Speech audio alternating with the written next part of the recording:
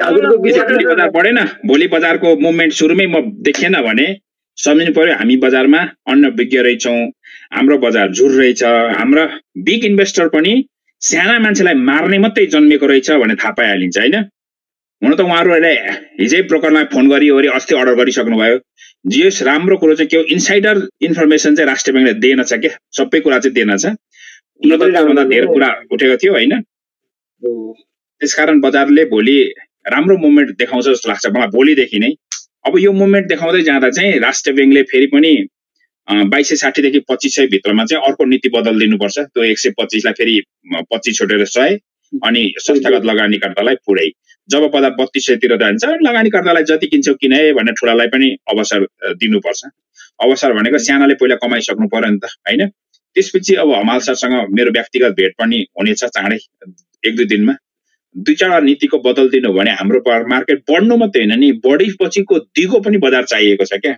म आज जसरी म मजाले नाचे, किन नाचे, म त लगानीकर्ता भनेको बाहेक म त स्टक मार्केटबाट आर्थिक प्रगति गरेको मान्छे। उहाँहरू आएको हुनाले नै बजारले मलाई कमाएको, नयाँ मान्छेले गर्दै कमेको नि त। यो त 100% हो नि त। हामी त पुरानो त सबै सकेका थियौँ नि त 2065 को 68 को बियरमा त। नयाँ मान्छे छिर्दियो 71 मा, त्यसपछि मात्रै हामीले पैसा कमाएको। नयाँ यो अहिले पनि नयाँ मान्छेको पैसा कति भन्नुहुन्छ त्यति आउँदैछ नेपालमा पैसा, नयाँ मान्छेको पैसा हेर्नुहोस्। अब अहिलेको फेसबुकमा मेरो हेर्नुहुन्छ नि, कोरिया जापान कहाँ बस्नेले दाइ मसँग 20 लाख छ 50 लाख छ हैन। अब म उहाँहरूलाई ग्यारेन्टी गर्न पो सक्दिनँ त। किन सक्दिनँ? भोलि नाफा भयो भने सबै उहाँहरूको हुन्छ, घाटा भने मलाई त सराप छन्। मैले कम्पनी फन्डामेन्टल भन्ने हो, म प्ले गर्दिनँ नि त। प्ले कुनै जमानामा गरेँ होला, तर अहिले म प्ले गर्ने कम्पनी आज किन्ने पर्सि टक्क बेच्ने अनि यसो गर्ने यो काम त म गर्दिनँ नि त। किनभने मेरो अब स्टाटस फरक भयो र मलाई चाहिँ मेरो पोर्टफोलियोदेखि लिएर मेरो सेयरदेखि लिएर सबै पोलिसी मेकरहरूले गिद्धे नजर लाउँछ नि। मैले त राष्ट्रिय गभर्नरलाई गाली गरेको छ, कुनै बेला 7 को हाकिम सरलाई गाली गरेको मान्छे हो हैन। उहाँलाई नभने उहाँको नजिकको मान्छेलाई भनेको नि त रमेश हमाल राम्रो होला, तर उहाँको इच्छा शक्ति चाहिँ मार्केटलाई सस्टेन दिने दिगो टाइपको नीति ल्याउन सक्ने मान्छे चाहिँ होइन। मैले उहाँको मान्छेलाई त सुनाएकै हो नि त कुनै बेला हैन। उहाँले नीति ल्याउन सक्ने र म गर्छु भन्ने उहाँसँग इच्छा शक्ति पनि हुनुपर्छ। आज हाम्रो देश विकास नभएको कारण नेतासँग इच्छा शक्ति छैन नि त। उहाँहरू त कमिसन र भागभण्डामा मात्रै रमाउने भएको हुनाले हो नि त। जस्तै तपाईहरुसँग पैसै नभएको होइन नि त 2500 रुपैयाँ, तर आज आउने इच्छा शक्ति नभएको नि। तपाईसँग इच्छा शक्ति भएको भए आज आइथ्यो। मलाई पनि त उहाँ बागलुङबाट आएको साथी, म पनि त एक पिकनिकको लागि यो 23 गते यहाँ आइपुगेको नि। मेरो त दमकबाटै बुटोल जाने साथीहरुसँगै जाने प्लान थियो। 30 गतेको प्लानलाई सार दिनुभयो त म कन्फर्म आउँछु। इच्छा सबैभन्दा बेटर हो नि त इच्छा शक्ति। स्टक मार्केटको जुन भोलिको इच्छा शक्ति चाहिँ बिग इन्भेस्टरले नै पहिलो मुभमेन्ट देखाउँछ भन्ने हो। बिग इन्भेस्टर सँगसँगै मान्छेहरू हिँड्छन्। बजार हो हामीलाई थाहा छ।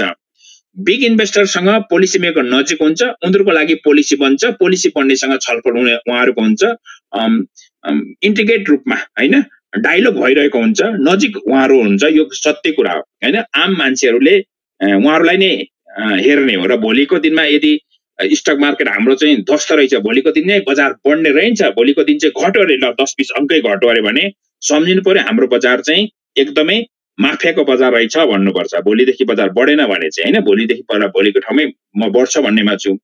धेरै कुरा अब यसपछि अर्को एउटा पनि चेन्ज भएको चाहिँ थियो, तर त्यो चेन्ज भएन। हेर्नुहोस्, यतिको विश्वास थियो कि बैंकहरूले पनि शेयर किन्न पाउने खुल्ने हो। अब पुस्कमा खोलिदिन्छौँ भन्नु भएछ भित्रभित्र हैन, पुस्कदेखि बैंकले पनि किन्न पाउने एक प्रकारको बेटर पनि हो। बैंकलाई अहिले किन सस्तोमा शेयर किन्न दिने? अब बैंकले 22-2500 बजार पुगेपछि पुस्कमा पुगोस्, 22-2500 कटोस्, त्यसबेला बैंक छिर्दिन्छ, अर्को आउँछ। रिले जस्तै त नि स्टक मार्केट हैन। यहाँ कसैले प्रॉफिट बुक गर्छ, त्यहाँ पनि कोही मुनाफा खान्छ, कोही थोरै मुनाफा खान चाहन्छ नि 20-25%। कोही मैले भने त एउटा कम्पनीमा 85 गुणा हो सोध्दै थियो उहाँले। कसैले 500 को डबल मैले 1000 नबेचेको मान्छे हो नि। 565 मा आज भन्दा निर्मल दाई उहाँको सर्टिफिकेटको नाममा निर्मल प्रधानको नाम थियो कि मैले किनेको सर्टिफिकेटमा पहिला नाम देखिन्थ्यो नि त। निर्मल दाईले बेच्नु भएको रहेछ एभरेस्ट बैंकको शेयर। त्यो शेयर 565 मा मैले किनेर 3720 मा बेचेको मान्छे हो नि त। मैले 1000 मा बेचिन, 1100 मा बेचिन, 1600 पुग्यो, 2000 पुग्यो। त्यस्तो मान्छे हुन्छ नि त कोही हैन, त्यो धेर मुनाफा खाने। अब यो बजारको रूप हो। अब आम मान्छे ट्रेडरको रूपमा आएको छ भनेपछि अलिकति हामीले रणनीतिहरू चेन्ज गर्नुपर्छ हामीले एउटा कुरा। अब मैले तपाईलाई ग्रे मार्केट के हो भनेर चाहिँ बुझाउनु पर्छ सबैभन्दा मेन कुरो। संसारमा ग्रे मार्केट हुन्छ। यो ग्रे मार्केट भनेको ब्ल्याक पनि होइन व्हाइट पनि होइन, सम्झिनु पर्यो। ब्ल्याक पनि होइन व्हाइट पनि होइन, ग्रे मार्केट। र ग्रे मार्केटको सबैभन्दा राम्रो फन्डा र सबैभन्दा राम्रो उदाहरण देखाउन सकिन्छ अहिलेको कन्डिसनमा। यदि तपाईहरु जतिजना मलाई सुनिराख्नु भएको छ, आज त म निर्णय गर्ने मान्छे होइन, आज निर्णय पनि भइसकेको पनि छैन, तर ग्रे मार्केटमा त त्यो काम हुन्छ भन्ने त म त लबिजम गुटबन्दी पनि काम गरेको मान्छे हो नि। म भयंकर असल मान्छे होइन नि त। म गुटबन्दीको लागि मेरो मान्छेलाई चुनाव जिताउँदा राम्रो मान्छेलाई भोट नदिएको मान्छे हो नि, वा भोट जितिरहेको मान्छेलाई मैले पल्टाएर तीको ती हराइदिएको मान्छे हो नि। चुनावको बेला चाहिँ चुनावको रणनीति हुन्छ, त्यो रणनीतिमा त म सुइटेबल हो। मैले हारेपछि हार्नेलाई भने तपाईलाई मैले हराएको चाहिँ हो होइन, तर तपाईलाई म अर्को पल्ट जिताउँछु, धैर्य रहनु होला। किन तपाईले चुनाव जितेको रहेछ, अब हराइदिए होइन, हार्न सकिन्छ। अब यो एउटा राम्रो उदाहरण देखाउँछु ग्रे मार्केटको। रुस र युक्रेनको युद्ध भयो, सबलाई थाहा छ। दुईटै संयुक्त राष्ट्र संघका देशहरू हुन्।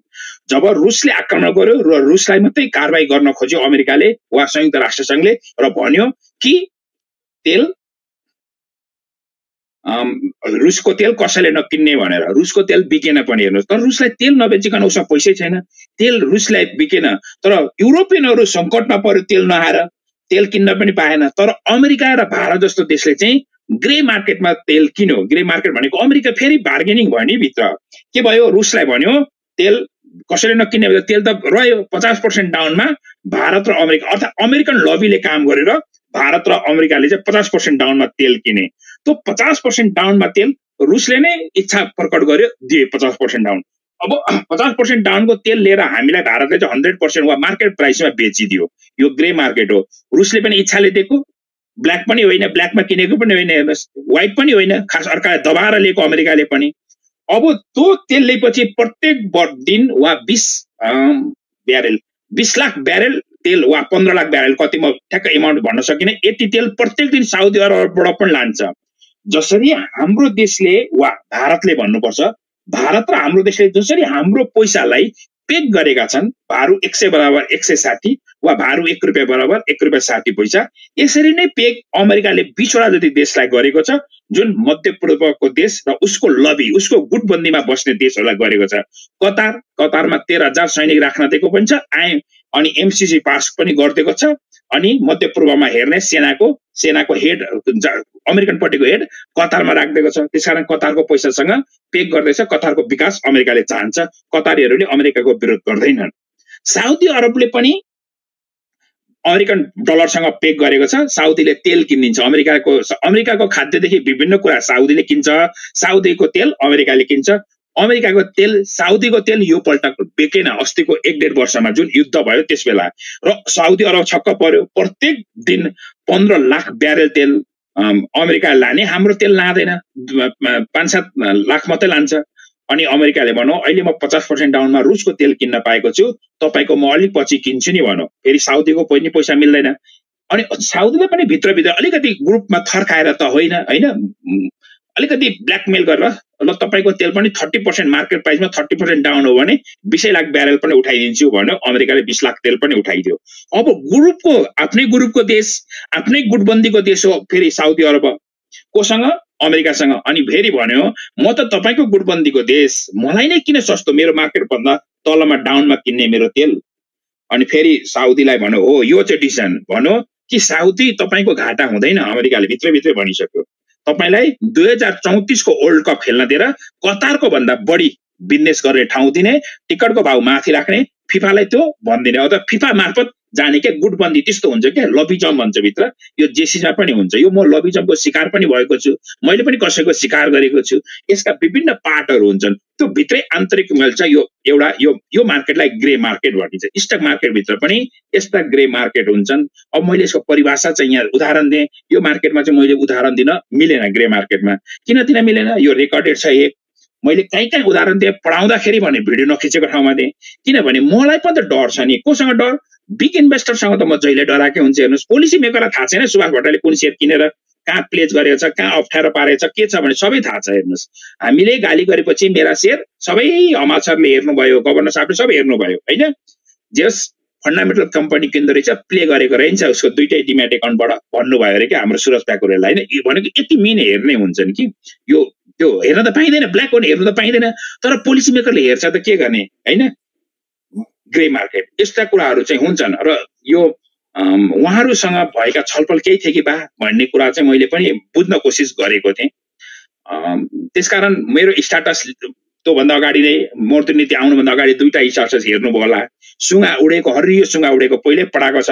यदि मेरो मार्केट भयो भने राता चिज आउँछन्, बजार हरियो हुने सम्भावना देख्यो भने हरिया चिजहरूको फोटो आउँछ। दुईटा कुरो मैले अर्को के खुलाइदिएको छ, गभर्नरलाई अहिले जतिसुकै गाली पऱ्यो पनि असार साउनदेखि जय जयकार गर्छन्। हामी छिट्टो बिर्सिन्छौँ, यो पीडाहरू बिर्सिन्छ हामीलाई थाहा छ नि पीडा बिर्सिन्छन् र साउनदेखि भयङ्कर राम्रो गर्छन्। साउनको 15 सम्म महिला मूर्त नीति निकाल्छन्, 22 देखि 25 भित्रमा होइन अर्कोटा सर्कुलर जारी गर्छ। त्यसले साउनदेखि चाहिँ मलाई उहाँको पूजा गर्छ मान्छेले भन्ने सम्झेको छु लगानीकर्ताले। तर त्यहाँसम्म पुग्नको लागि बाटो खुकुलो मुट्ठी कसेको हातबाट खुकुलो बनाएको थियो। अन्धकारबाट मिरमिरे उज्यालो आएको छ। हामी पुरा जुन जस्तो भइसकेका चाहिँ छैनौँ, जुन जस्तो बन्ने ठाउँ चाहिँ छन्। बनाउँदाखेरि फरक पर्दैन, पोलिसी मेकरको हातमा छन्। हिजो बनेको चिज हो, ती चिजले हामी डोमिनेट भएका छौँ, त्यो चिजले हाम्रो शिर उठ्छ।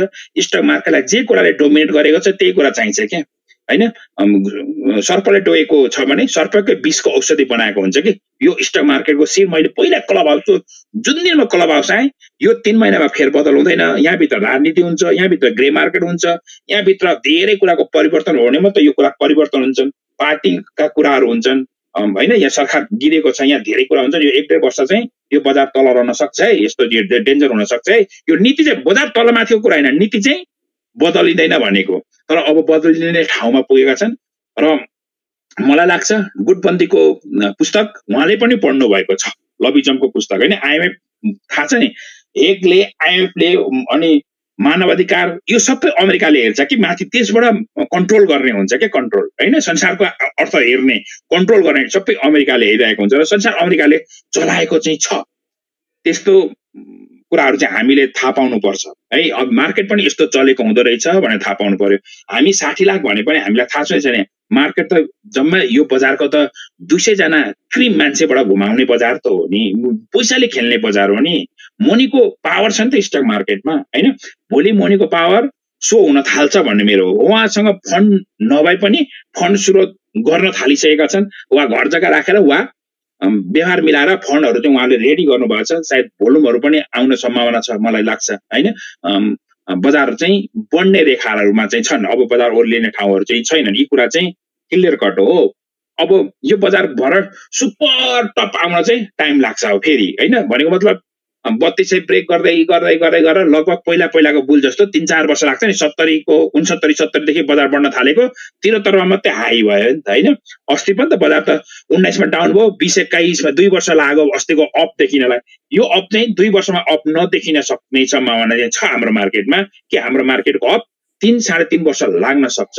हामी 28 महिनाको डाउन आयौँ भने हामीलाई कम्तीमा 34-36-38 महिनासम्मको बजारले बुल देखाइदिन चाहिँ सक्छ। अब 5 दिन बढेर अर्थात् बढ्ने रेखा बढ्दा चाहिँ 50 अनि अर्को दिन घट्दा 15 अनि बढ्दाखेरि 40 घट्दा 10 यस्तो खालको मार्केटको ट्रेन्डबाट चाहिँ मार्केट चाहिँ चल्छ। यति कुरा मैले राखेँ। तपाईहरुको आफ्नो यो मेरो उद्देश्य चाहिँ तपाईले शेयर किन्नुस् यो गर्नुस् भन्ने हैन। मेरो आफ्नो भिजन चाहिँ आफ्नो कन्सेप्ट चाहिँ तपाईहरुलाई मैले शेयर गरेको र तपाईहरुको आफ्नो रणनीति चाहिँ तपाईहरुले पनि बनाउनु पर्छ। एउटा उदाहरण छ, घाँटी हेरेर हाइनेक किन्ने। अब प्रणामी भएकोले घाँटी हेरेर हात निल्ने हैन। म त घाँटी हेरेर हात निल्नु पर्छ भन्दिन नि। खाने नली हेरेर हात निल्ने हो, घाँटी हेरेर चाहिँ हाइनेक किन्ने हो। हाम्रो घाँटी जत्रो छ त्यत्रो अट्ने खालको हाइनेक लिनुपर्छ जस्तो मलाई लाग्छ। तपाईहरुको आफ्नो रणनीतिहरु चाहिँ बनाउनु पर्छ। हस्, धन्यवाद। बोलेको सुन्दैन कि नेटले काम गरेको? सुन्ने ठिकै छ हैन। अब यसो नि अहिले अब मैले यसैमा जानुस् भन्नु मिलेन, यो नभन्नु हुँदैन भनिरहेको छ उसले पनि, त्यसकारण नभनेको। मलाई आफूले हेर्दाखेरि बाँडेर रहेको सेक्टर चाहिँ अहिले खुलेका नन लाइफ इन्स्योरेन्सहरू छन्। मलाई लाइफले अनि नन लाइफले बजार चाहिँ सुरुवातको बुल समाउँछ जस्तो लाग्छ। नन लाइफले अनि नन लाइफले अनि चाहिँ ब्याङ्क नै छिर्छ जस्तो लाग्छ हैन। अनि चाहिँ ब्याङ्क छिर्छ अनि विकास ब्याङ्कहरू आएको हुन्छन्। सायद हाइड्रोहरूले चाहिँ यो पल्टको बुल ल्याउँदैन कि जस्तो लाग्छ। हाइड्रोहरू हिजो थोर थिए भने आज जति हाइड्रो लिस्टेड भए त्यसको डबल छ। सेक्टर चलाउन नसक्न सक्छन्। सेक्टरका चलाउनेहरूको सेयर प्रोमोटरहरूको सेयर पनि बेच्नु पर्ने लकिङ पिरियड खुलेको हुन्थ्यो र उहाँहरूले पनि प्ले गरेका थिए हैन। त्यो हामीले देखेका छैनौँ। हाइड्रो पावरको प्रोमोटरहरूले पनि हाइड्रोबाट उत्पादन भएर बिजुली बेचेर कमाउनु भन्दा सेयर बेचेर कमाउने खालको मोटिभ, त्यस्तो मोटिभबाट उहाँहरू आउनु भएको छ भने त्यो फरक तरिका हो। अब हामी प्ले गर्नेमा जान्छौँ कि हामी इन्भेस्टिङ गर्ने शैलीमा जान्छौँ कि हामी सट्टेबाजीमा जान्छौँ, त्यो तपाईँ आफ्नो रणनीति हो। सट्टेबाजीमा प्ले गर्ने ठाउँमा घाटा भयो भने चाहिँ तनाव लिनु हुँदैन। यो घाटा र नाफाकै खेल हो सट्टेबाजमा। लगानीको म इन्भेस्टर हो भनौँ भने त इन्भेस्टरको शैलीले अपनाउनु पर्यो। भए जति सबै पैसा पनि सेयर किन्नु भएन, फन्डामेन्टल साउन्ड कम्पनी किन्दै जानु पर्यो, तनाव लिनु भएन, ऋणको पार्टहरू 15-20% भन्दा माथि राख्नु भएन, प्लेज गरेर ऋण खानु भएन। धेरै छ नि त इन्भेस्टरको सायद त्यो त 10 वर्षमा फन्ड बनाउने हो हैन, एसआइपी गर्दै जाने हो। फरक अब कस्तो रणनीतिले आफूले बनाउने त्यो रणनीति चाहिँ तपाईहरुको आफ्नो रणनीति हो। मेरो कुरा यति हो। आजको पिकनिक एकदम सुपर दामी लाग्यो। यस्तो खुसी भएँ कि पूर्वदेखि पश्चिमसम्मको साथीहरूसँग भेटघाट प्रत्यक्ष रूपमा त्यहाँ नवराजजी बाहेक अरूलाई मैले त भेटेको छु 2-3 जना साथीलाई, तर चिन्जान थिएन। यहाँ क्लब हाउसमा अर्कै नाम थियो, उहाँ चिने पनि उहाँ हो भन्ने थाहा थिएन। उहाँसँग 2-4 आन्दोलनमा भेटघाट भएका साथीहरू पनि हुँदो रहेछ। एकदम खुसी लाग्यो। सबै मिलनसार साथी रहेछन्। सिप्रोजी एकदमै माइ डियर मान्छे रहेछन् है, बसन्तजी हैन। सबै साथीहरूसँग भेट भयो। नवराजजीसँग मात्रै मैले योभन्दा अगाडि 3-4 चोटि भेट भएको। नवराजजी बाहेक प्रकाशजीलाई पनि फर्स्ट भेट्यो, रिया मिसलाई पनि फर्स्ट टाइम हो। सम्पूर्ण साथीलाई फर्स्ट टाइम म त जेसिसबाट हिँडेको मान्छे, पोजिटिभ सोच बोकेको मान्छे, मजाले दिल खोलेर नाचेको छु, दिल खोलेर हाँसेको छु र तपाईहरुसँग दिल खोलेर बाँचेको छु। जो मान्छे हाँस्न सक्छ, जो मान्छे नाच्न सक्छ, त्यो मान्छे बाँच्न पनि सक्छ, लगानी पनि गर्न सक्छ। हामी लगानीकै हिसाबमा अगाडि बढेका छौँ। धेरै अहिलेसम्म मलाई सुनिदिनु, लामो बोल्छु यो मलाई थाहा छ। लामो बोल्दा पनि मैले मिठास बोले जस्तो मलाई लाग्छ। म यसमा घमण्ड गर्दिनँ। जेसिसको मान्छेले गौरव गर्छ। प्राउडको अर्थ, प्राउड भनेको प्राउडी मान्छे रहेछ भने घमण्डी पनि हो। प्राउडको अर्थ गर्व फिल पनि हो। म यसमा गर्वको फिल गर्छु। सम्पूर्ण लगानीकर्ता साथीहरूसँग रहन पाएँ, खुसी लाग्यो।